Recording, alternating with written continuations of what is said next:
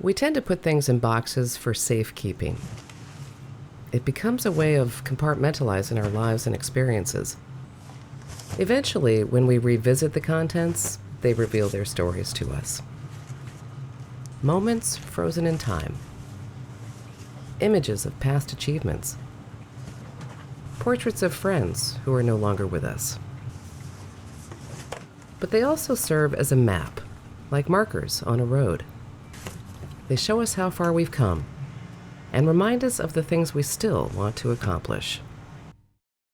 When autism was first identified in 1943, the cause of the problem was pointed at the parents, saying that they were, one term we used was refrigerated parents, emotionally flat parents, that the youngsters basically are autistic because of defense from their environment. In about 1965 or so, people started looking at it from a different vantage point and saying that it appears to be a learning problem, it appears to be a perceptual-based learning problem. Opening an old box is like stepping into a time machine of sorts. And when we look back in time, it can be hard to believe how much has changed. In 1975, there was no Eden. No place for parents and their children to dream about a better future. But every dream of hope has a beginning, and the story of Eden began as the dream of a group of 14 dedicated, caring families and a church basement.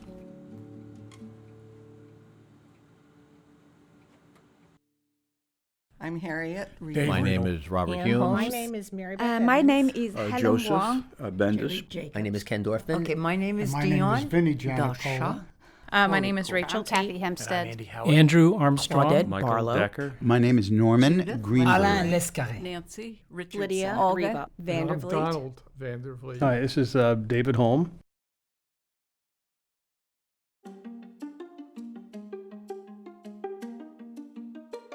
David Holmes had gotten a group of parents together and wanted to start our own school. And it actually started in the rec room of my parents' house in East Brunswick. So we had the meeting and we all decided yes, and 14 parents went with it to start the school. Dear parents and friends, well, here we are. A new school with new and abundant energy and enthusiasm. We somehow figured out that we needed to raise about $13,000, as I recall, to pay for initial supplies and even the first round of salaries. But just the logistics of getting something started was a lot to talk about. They asked all the parents if they would like to donate $10 apiece for stamps. And when we left that night, I said, I really don't know if this is the right place we should be, but it was the right place. This is the first time that they really had a playmate or somebody that was, they went to school together. Maybe they make friends. Maybe they're friends. That's it. I think that's the key word. Yeah. It was the first time they had a friend. We were thrilled when we first walked in and saw other guys like David. We had never seen an autistic person, and we just felt like we had come home. This was an old church, and Eden was in the basement of that church. So they certainly weren't auspicious quarters, and we didn't know quite what was going on here, what was available, what was going to be expected of us. We were pretty scared, I would say. But that went away pretty quickly. We just used, those basement rooms. That was our school program.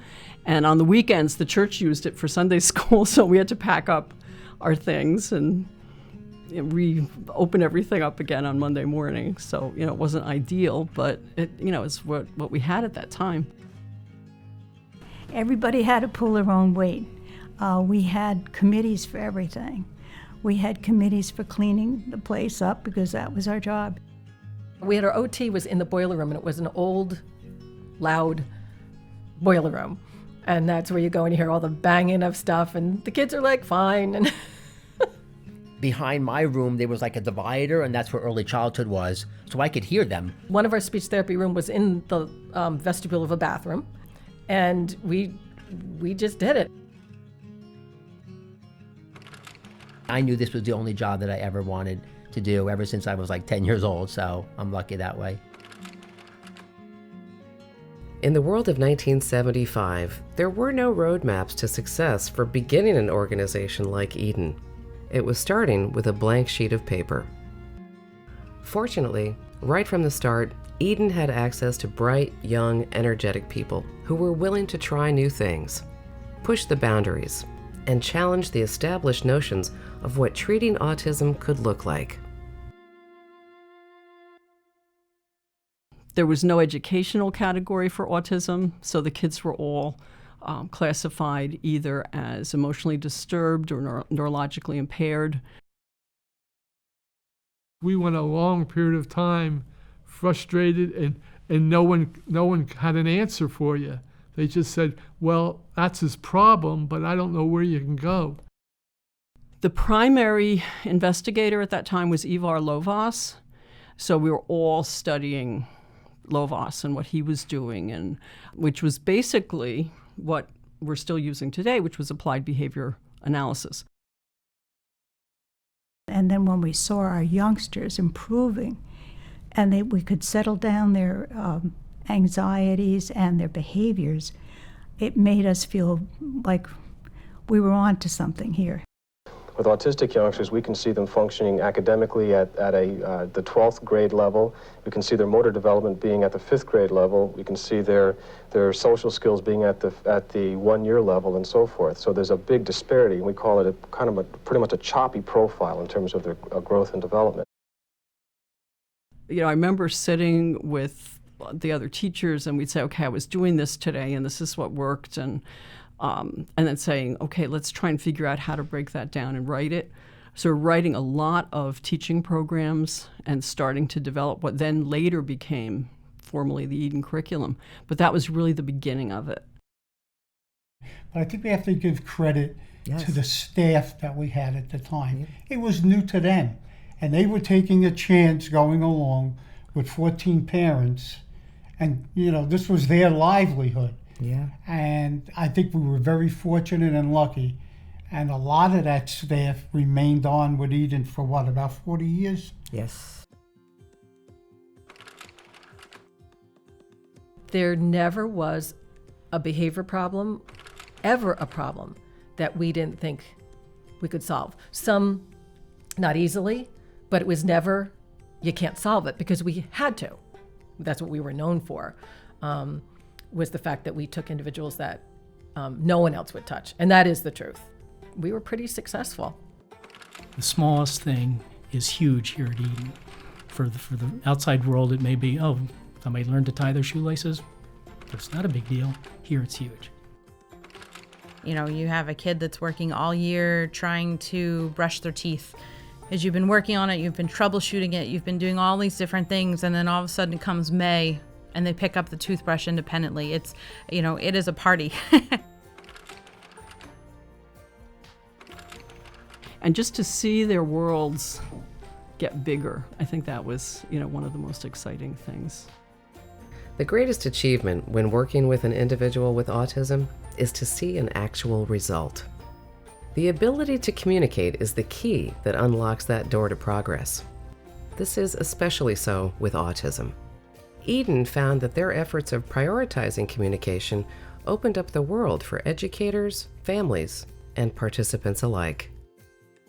We started using sign language in the early 80s because these kids who weren't talking, we didn't really have an avenue to communicate with them, and realized that we needed that. They used to send little notebooks home, and I came across one that had pictures. He would show his wants on that picture, and they would show him in sign language, and he learned a lot of sign. He would learn about 10 a day. He still uses sign language. We never thought that they couldn't learn, so we were always from the beginning, it's just no one's taught them, so for us the challenge was, how do we approach it? And we sort of started in our heads the same way we would start with a baby. Oh, wait, we have to start with communication.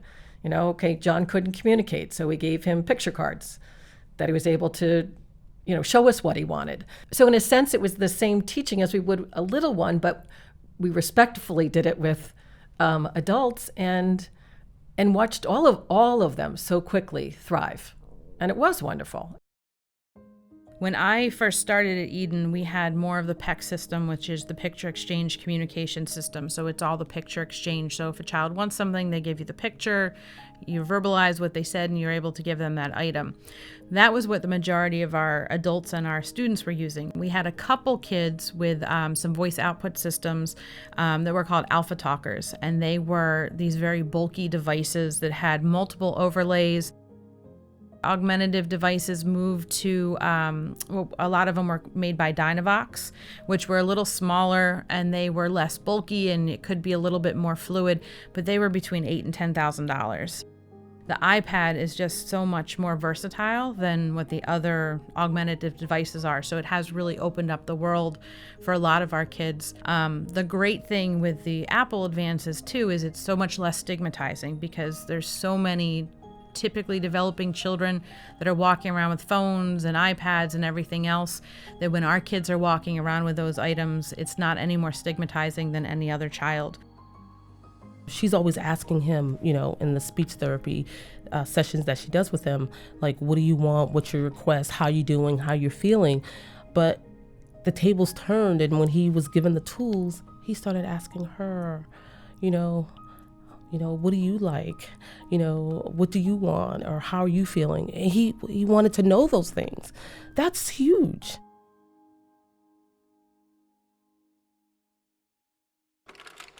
We were doing stuff back when I first started, like helping the kids get to school if they wouldn't come. We would hide out in the bushes. Carol Marquis and I were hiding in bushes of this kid's house in Sayreville because if he didn't get on the bus, we were going to, show him that we were there and get him on the bus or drive him to school. So we were doing that ever since Eden's been in existence. We're like, hey, we'll do whatever it takes to help these families. Part of Eden's unique approach to treating autism was to look at all parts of autism equally. That is, you not only support the child, but you provided the needed support for the family as well. This was a unique way of thinking in the early days of autism, giving families the teaching tools while also recognizing and supporting the entire family, including siblings who were dealing with autism, was essential to Eden's success.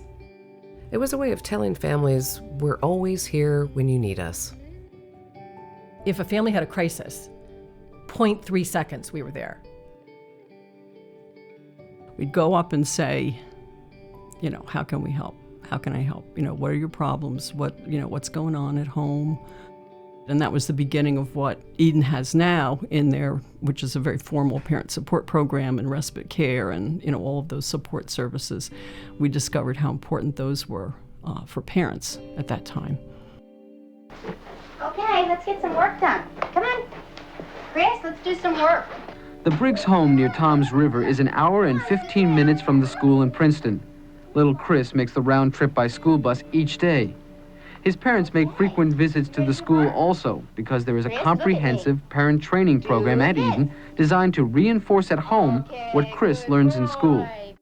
They'd come up, I guess they'd have dinner with us and then run through his programs.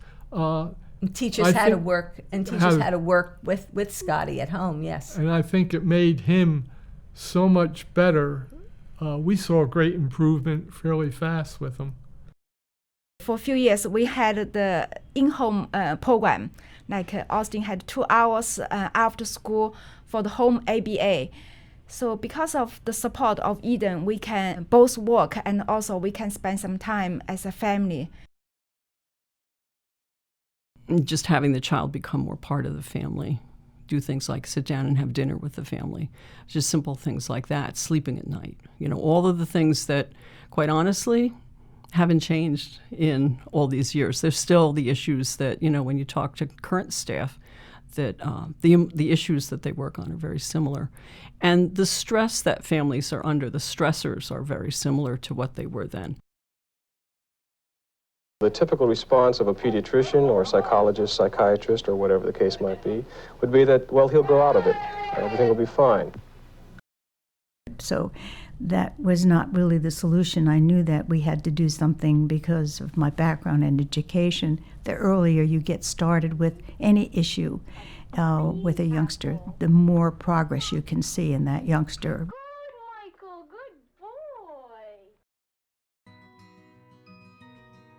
Eden realized there was an unmet need within the autism community and argued that the earlier you can intervene in the growth of a child with autism, the greater potential for learning and progress.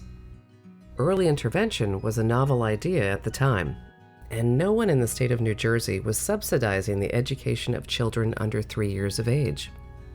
So Eden decided to champion the unexplored territory of diagnosing and working with children with autism at an early age.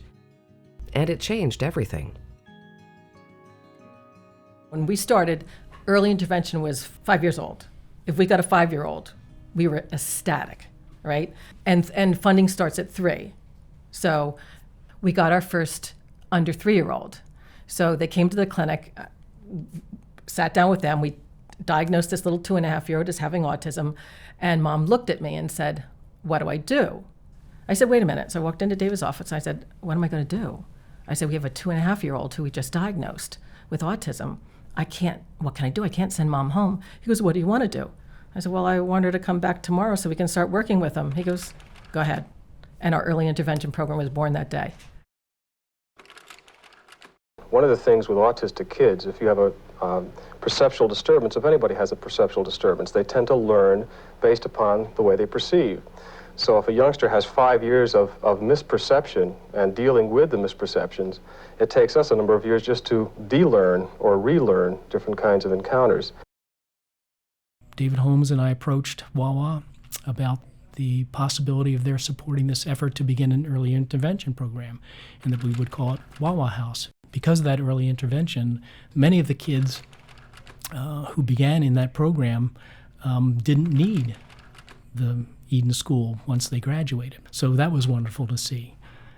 And for those that still needed the structure of the Eden School, you knew that they already had a head start. And there's a picture somewhere of Dick Wood, who was our CEO at the time, and a little blonde-headed boy, about 2 years old, cutting the ribbon to open up Wawa House. And it's a great shot in front of the house, them cutting the ribbon, because years later, that young man is doing very well, and he was at another function we were doing X amount of years later. What I really want to do is get to a point where I can just create my own company and just be my own boss. We spent 3 years working on that old farmhouse, and it finally was ready, and our son was one of the first residents there. And that was a godsend. He was 15 by that time, and he had become very difficult during adolescence. A sense of place, of independence, is vital for a person with autism.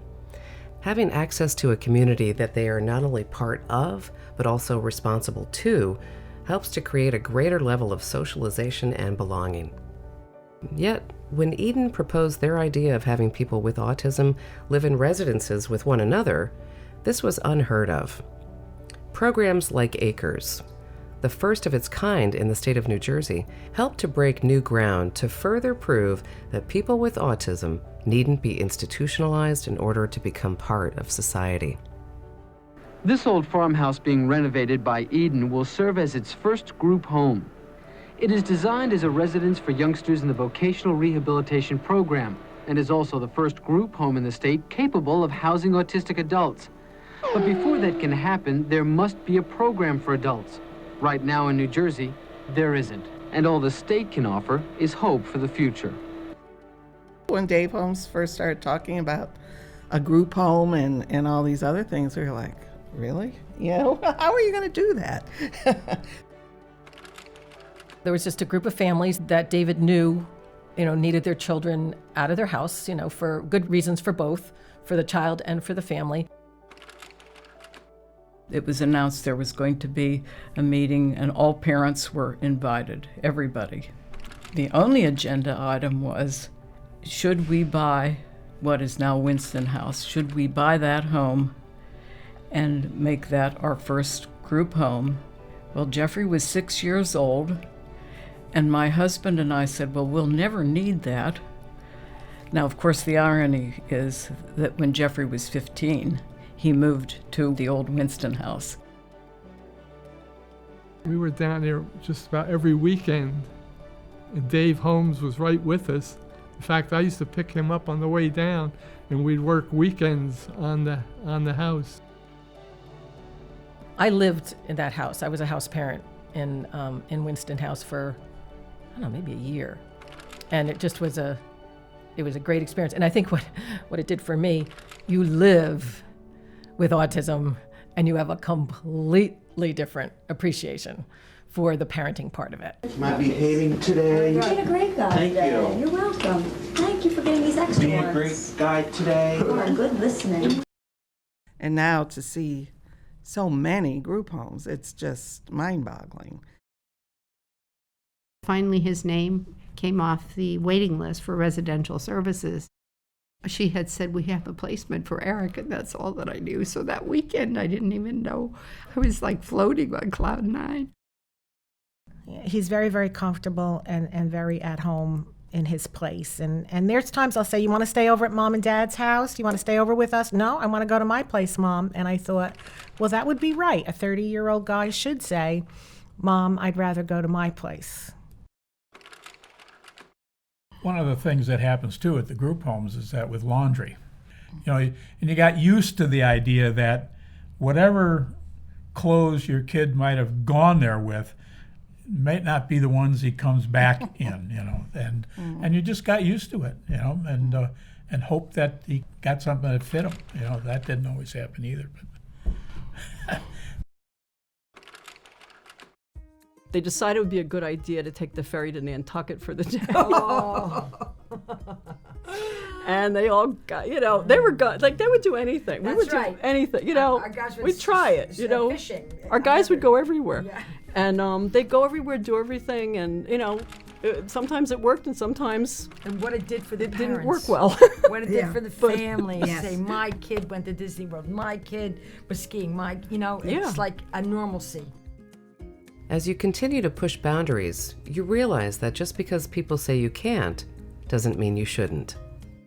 Socializing the person with autism into everyday rituals and in public settings was just something you didn't see.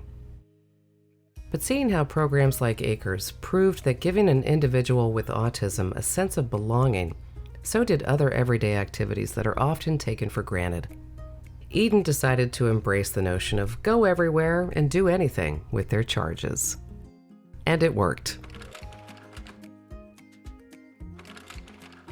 And I know when we lived in the group home, who wants to sit in a group home all day and night? Like weekends, we wanted to get out and whether it's just to the park or whatever, just, to be not cooped up in a house. So it was very natural. The family had a house on Cape Cod, and one of the kids was their son.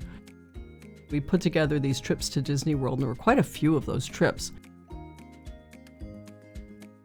Like there was the Cape May house. And to have him go away overnight, wow, that was a help. That was, because in those days there was no respite care. So Nurse Alona, when the Eden ski team went skiing, she was the nurse on the slope. Some of these kids became very good. Yes. Mm-hmm. They were actually, I'd call them like good intermediate skiers and fearless, by the way, skiers. And then they could go with the family. And that was really important to a couple of the families because they were really into skiing as a family. It was out in the middle of nowhere in Connecticut. I mean, it was, drove up there one time and looked at it, and I don't think I could find it the second time. He's so busy now. That's the only problem I have with Eden right now, just to find the spot when I can take him home, because they are so busy.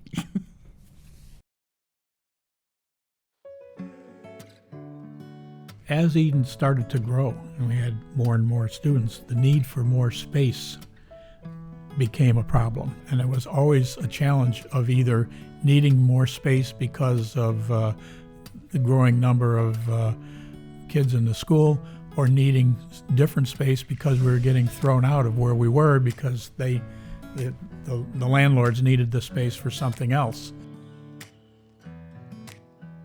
When you start building something that no one's ever done before, you don't necessarily plan for success. You plan on survival. For Eden, success came in the increased demand for their programs and services. So the need to expand their list of offerings grew out of a need that had been basically unfulfilled for years. And now people were realizing that Eden had something that was showing real-world results. And they wanted more.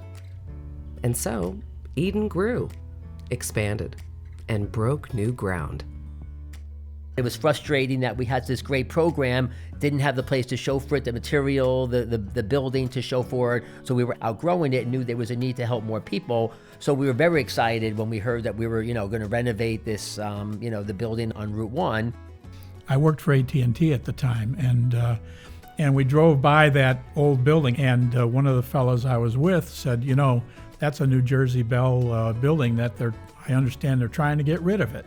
And so we started some work to see if we couldn't get AT&T to either donate that building or sell it at some kind of a reasonable price. And we were able to do that.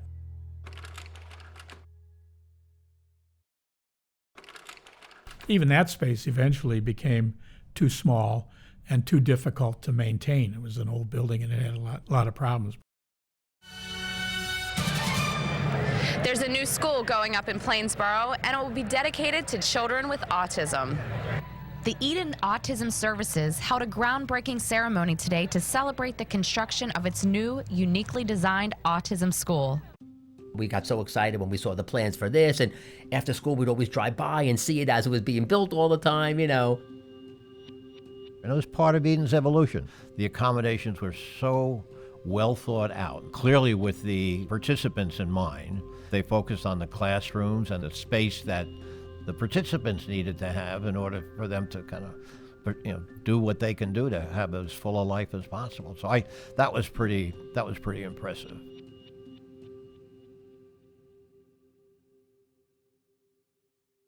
I believe that if you have a business in a community, your business should reflect the community. He says, I got paid, Mom, and I'm rich. So he thinks that, any money that he has in his wallet, whether it's $2 or $5, it doesn't matter because, a house costs $5, so I'm rich, Mom. Perhaps nothing gives a person more dignity than their ability to provide for themselves. The chance to work at a paying job and the opportunity to earn a wage is something that was foreign to people with autism. Eden's Works program changed all of this. It was 6 13-year-olds that they wanted me to teach about employment, that they felt these guys eventually when they get older can go out and work. And I was like, okay, I really don't know the curriculum, I really don't know what I'm doing, I'm just supposed to teach them about jobs, but there really was nothing to follow like there is now as far as what am I supposed to teach. It was just kind of like, teach them about jobs, whatever, eventually, they'll start working. The older autistic children at Eden Institute take part in the vocational education program. There is a strong belief some autistic teenagers, having completed the program at schools like Eden, are able to function independently, or at least semi-independently in society. He said, I have a favor. I said, yeah, Dave, what do you need? And he said, how do we get one of the guys to go to work? We've never had somebody with autism working. And Ari started working for us in March of '81. And we thought the best thing would be to have him work in our coffee area. And Ari's very compulsive. So as soon as you filled that coffee cup, Ari thought he had to make another pot. Then you'd have coffee all over the floor, which was okay, you clean it up. the customers ended up really protecting him, because this would happen and they wouldn't call me. They'd go get the mop and they would clean up for Ari. People become gentler, they become kinder, customers and associates, because there's someone very special within their framework. I would say in that first couple of years after Ari, we must have taken in 12 or 14 young people from here. I wrote a letter to the president of Wawa at that time, a gentleman who's now retired, named Dick Wood. And I thanked him for giving my son an opportunity to give back, to earn a living. This opportunity for employment is not only invaluable to the person whom Mr. Bendis hired, but to all autistic people who struggle daily with the attitudinal barriers that we place before them. It kind of struck me that he never answered it. And one day, it must have been about 5 or 6 years later, David Holmes, the founder of Eden, was giving a talk to the group. And I said, you know, David, I'm amazed. I wrote this letter to Dick Wood, and he never answered me. Was he mad at me? Was that an inappropriate thing to do? And this chokes me up. David said, are you serious? He uses that letter in every presentation he gives. He knew who you were. So that was special. That's a Wawa special thing, and I'll never forget it. We also try to express to the employers the benefits of hiring our students as opposed to the general population. Sometimes the speed and the accuracy is really good because a lot of them are very compulsive, so we try to use that to their advantage, that they're going to do the job perfectly, expertly, and going to be on time and make sure that they're going to be there every day. When they moved to the new school, and they made this little kind of mini store, and he started working in that mini store, and then, you know, shortly after that he started going off-site with a job coach, and he never would have had that opportunity if he had been in the school district. And I think that's prepared him to be able to work now. He works 3 days a week, and sometimes he, you know, has got the most steady paycheck, you know, around. And to have a 33-year-old who had no skills, all he would do is twirl things, because that's all he did all day, is twirl things, to end up with a job at American Cyanomed when it was across the street. That for all of us was just, you know, you'd want to cry. Talking about saving a life. That's almost literally. I'm Dr. David L. Holmes, and I'm your host for Adults on the Autism Spectrum Today. Today, over 500,000 people in this country have some form of autism. With the numbers going up and looking at 1 in 150 now, everyone is going to know somebody with autism soon. Those numbers are staggering. Since its inception, Eden has made so much progress in the field of autism that sharing their finding with the world has become vitally important. Whether it's teaching other medical professionals and educators from around the world, or hosting events like the Princeton Lecture Series to bring together the best minds in the field, Eden began to lead the way by continuing to further itself with new ideas and share their ideas with the world.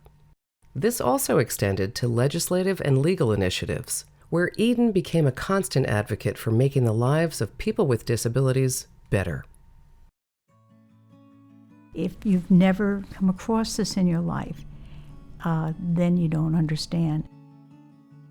One of the things that we used to always do, we'd always have visiting persons coming in, senators come in. There's nothing like seeing what's going on here.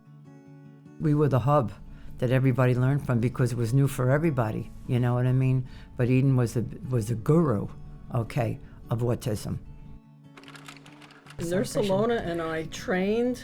That was another thing. Educated. Oh, yes. How many doctors did we say over the years? 600? Probably so. Something like that. I'm very pleased to welcome you to the first Eden Institute Foundation Princeton Lecture Series on Autism. So how can I translate the science, the research, into more fine-tuned treatment? Our goal is to make sure that our children and our family members, no matter what their age, have as best a shot as they can to have a healthy, happy, productive, and independent life. I think to this day, and I say it about Eden, I said it way back then, if someone would like to see, in as much as you can see, the full spectrum of autism, come to Eden.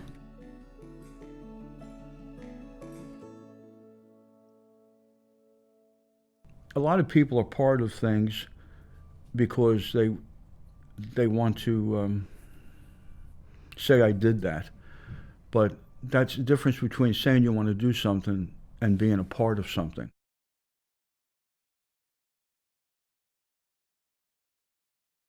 People fundamentally want to help other human beings. And it is this generous nature that Eden has been the grateful beneficiary of over the years. Large corporations, all the way down to private donations and volunteer work, have been the lifeblood of Eden. This effort started not only with donations, but fundraisers and events, big and small, designed to raise money and awareness for Eden's programs and services. But it's more than just money.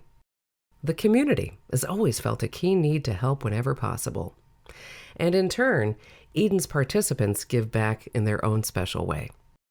Everyone giving in a selfless way, in whatever way they can. We were always coming up with little fundraisers. Yes, like we had the very first covered dish where everybody brought something, and that was at the church. Upstairs they had a hall.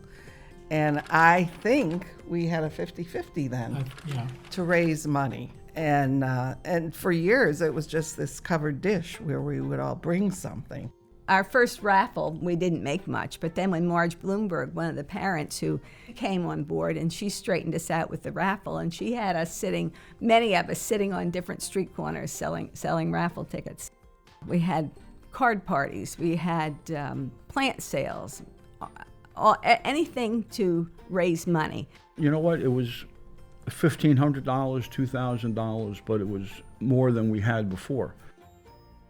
Jerry Fennelly, this trustee, he was our first race director, had told us what to expect. He said maybe if you're lucky a couple hundred people. We had over 300 runners and walkers and ended up netting over $30,000 that first year. We would just do so well and get so many compliments, whether it was Eden Dreams or Eden by Moonlight or Eden Evening on the Town or the Florida events. The 5K, just the golf outings that we had. And we would strive hard to have the events that made people feel good about and want to come back. And the success would follow. A big part of Eden's history is the connection with other individuals, but also corporations in the community. And those corporations have played a huge role historically in supporting Eden, in allowing it to attain its goals, in helping to form those goals. Allowing people to be known in the community, participate in the community, feeling supported, and to have a place to belong.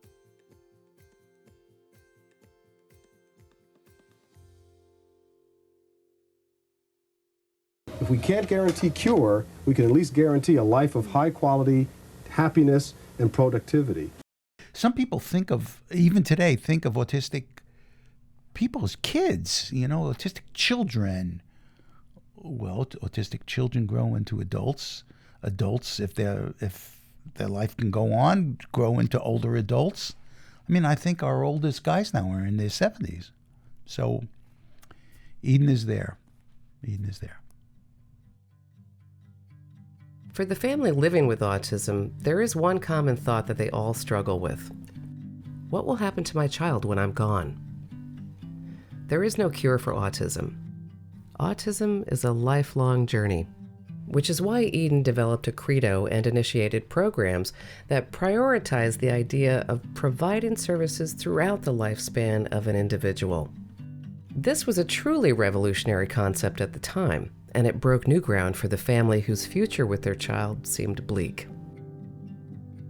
And this is something we talked about, as I recall, at those very early meetings, was the idea of lifetime services and how we would always try to find a way to accommodate these kids as they grew into adults and so on. We all knew we had to have adult services, so we had already had residential. So David Holmes, he went to the state, fought with the state, and they would not fund our program. We wanted our own. And so what he did, and this is one of the trailblazing moments of Eden, is so we had one of our participants, definitely one of our top 5 challenging students. The state said, no, he has to go to another generic adult services program. So we sent him, and the first day, he trashed the place. And the next day, lo and behold, the state funded our program. It would have been easy to sit back and say, hey, look, we only handle kids up to 21 initially. And you're on your own after that. Good luck. Goodbye. Mm-hmm. And what pure joy on all our part to see at 33, you can learn. You can learn to communicate. You can have a job. You can have a quality of life. And now, as they're aging, they've got another center for the older kids. It's amazing how adaptable and how they continually try to accommodate everybody they have here. 10, 15, 20 years from now, we're hoping that our son will still be part of Eden. Yeah.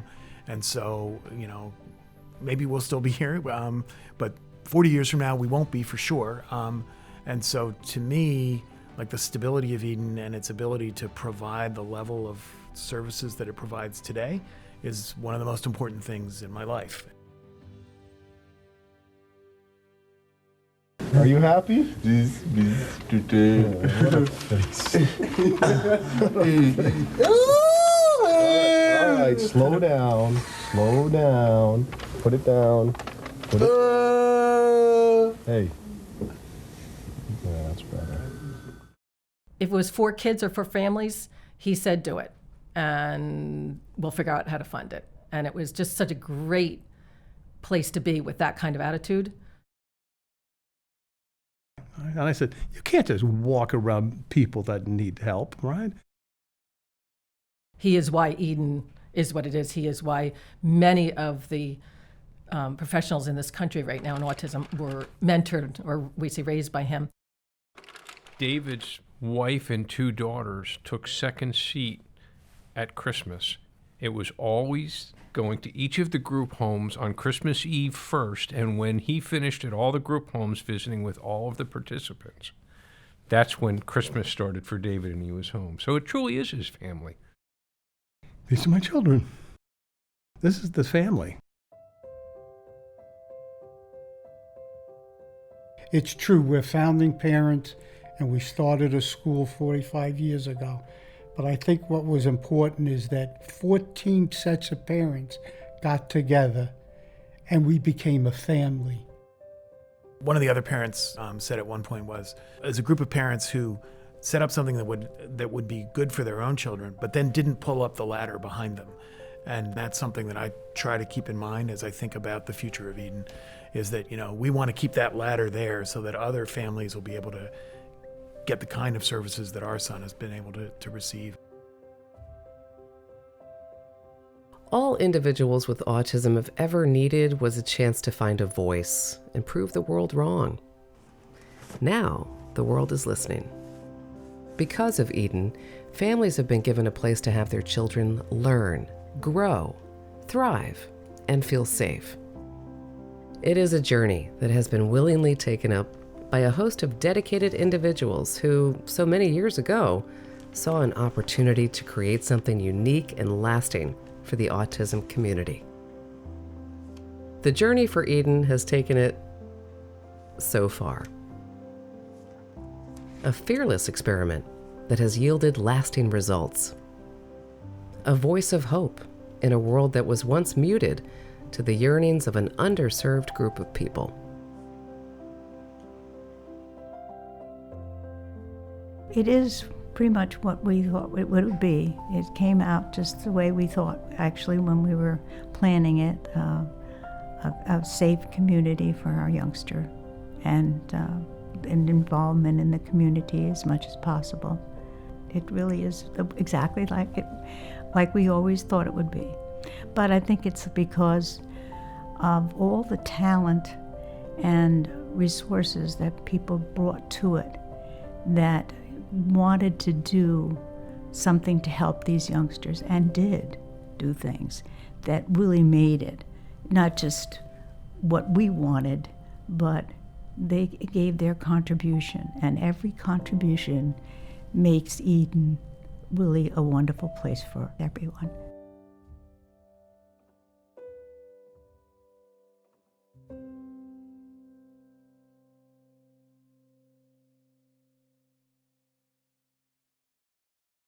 And I hope that research finds out why this is happening with such a high incidence now. Yeah, that would be the ultimate goal, is that somebody comes up with a magic cure and there is no autism anymore.